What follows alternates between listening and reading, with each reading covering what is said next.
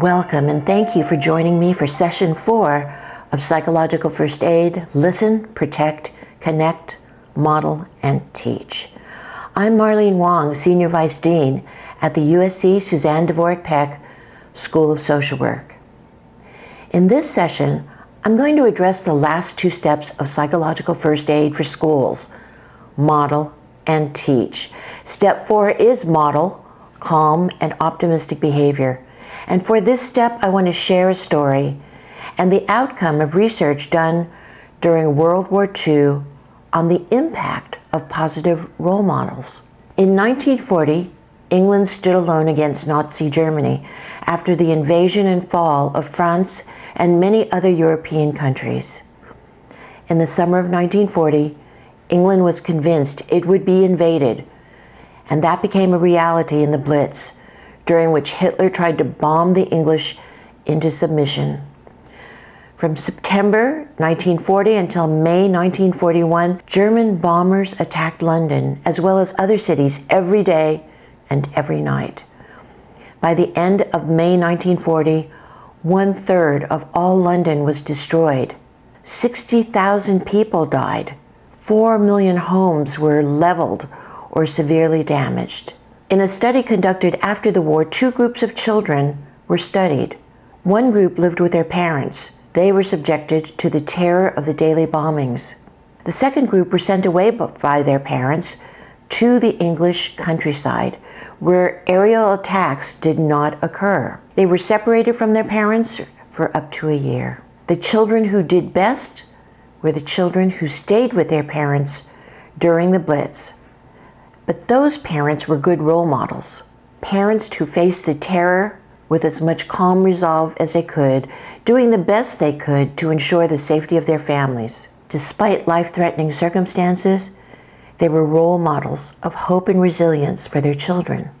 Conversely, children did not do as well during the Blitz if they had role models who were highly reactive and disorganized every day, adding another level of chaos when the bombs fell, and the fear that adults could not protect children were the sense that those children got. Interestingly enough, the children who survived the Blitz with positive parental role models did better than even the children who were separated from their parents to live in the countryside, where they did not experience any of the bombing at all.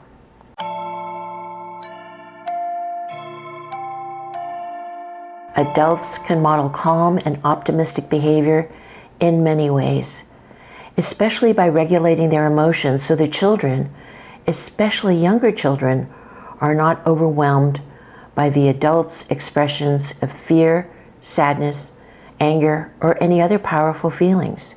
As role models, adults must balance those feelings with statements and actions that demonstrate hope and belief in a better future.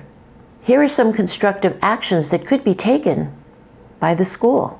First, review the plans for safety, highlighting the new actions taken to keep students safe. The second is engage students in relevant drills or practicing new behaviors to remind them of how they can contribute to everyone's safety, such as techniques and timing for hand washing. Planning a project that contributes to the well-being of the school, the home, or community, such as making inexpensive cloth face masks with rubber bands and school colors and having them delivered to churches, outpatient clinics, or nursing homes. Messages that express positive thoughts for the future could include, "It will take us time to recover from this crisis, but I know together we'll find a way forward." Or, "You are smart and creative students. Let's think about what we can do to make things safer at school." Adults help students to cope with day-to-day challenges by brainstorming or thinking aloud with them about ways that they can solve the problems that they confront.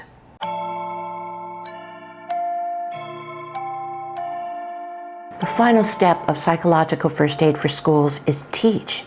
The idea that knowledge is power has been attributed to Francis Bacon from his writings in 1597. Over 200 years later, in letters advocating for the establishment of the University of Virginia, Thomas Jefferson urged the Virginia legislature to perceive the important truths that knowledge is power, that knowledge is safety, and that knowledge is happiness. The purpose of the last step of psychological first aid, listen, protect, connect, model, and teach, is to planfully teach students about the range of normal stress reactions that can occur after an unusually traumatizing crisis or disaster. This kind of knowledge helps students understand their thoughts and feelings within the context of both brain science and human behavior.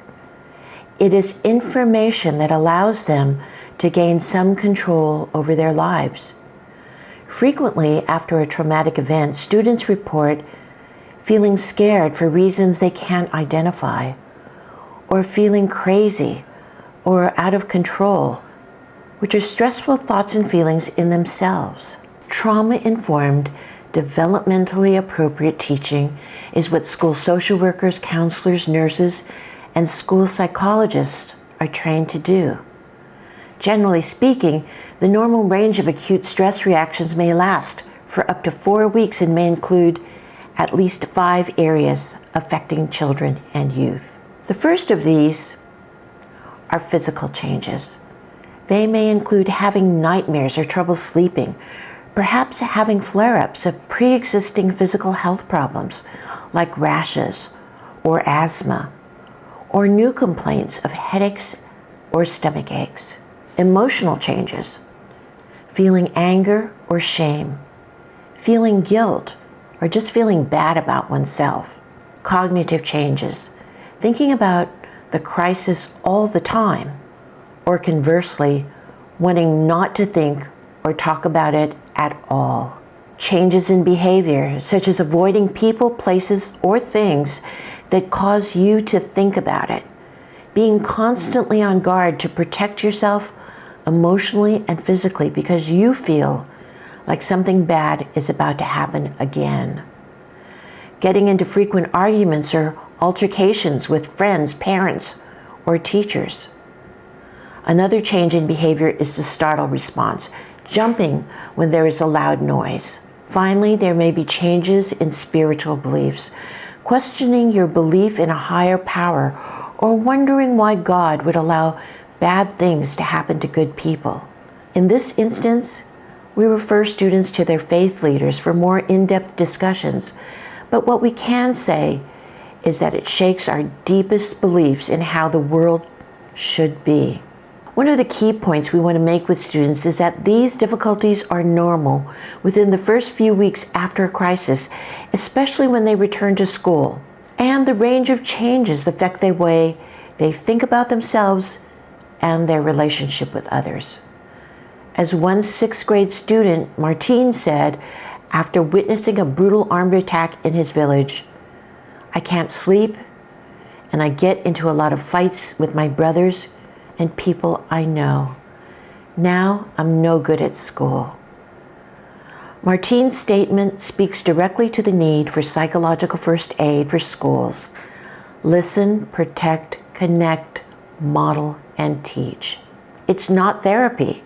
It's a guided conversation that can have preventive effects by helping students put their experiences, thoughts, and feelings into words with a helping adult who can process the experience. The objectives are to help the student return to school and to interactions with friends and positive role models in a safe, calm, and caring environment where they can fully re-engage in learning, which is one of the most important developmental tasks of childhood and adolescence. For more information, several websites will be provided as additional resources on the screen. Thank you for joining me.